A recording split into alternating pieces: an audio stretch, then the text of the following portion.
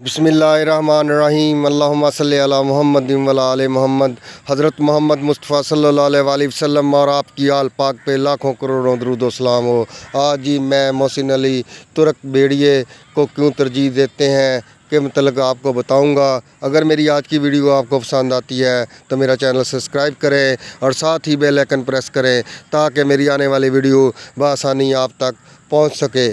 चलते हैं जी और आपको बताते हैं कि तुर्क क्यों भेड़िए को तरजीह देते हैं।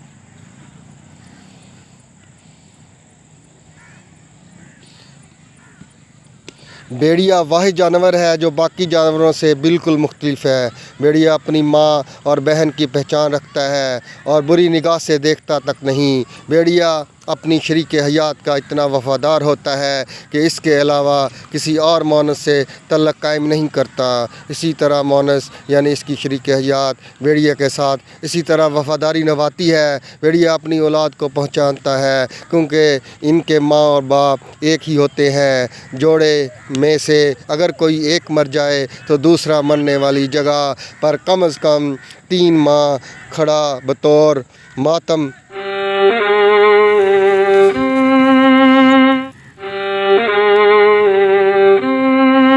अफसोस करता है। भेड़िए को अरबी ज़बान में इब्नुल अलबार कहा जाता है यानी कि नेक बेटा।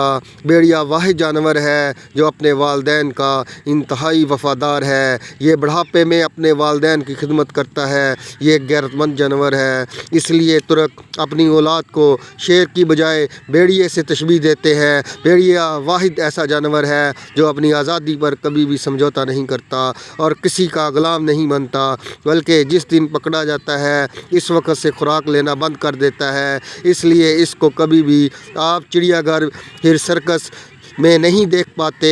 इसके मुकाबले में शेर, चीता, मगरमच्छ और हाथी समेत हर जानवर को गुलाम बनाया जा सकता है, लेकिन भेड़िए को नहीं।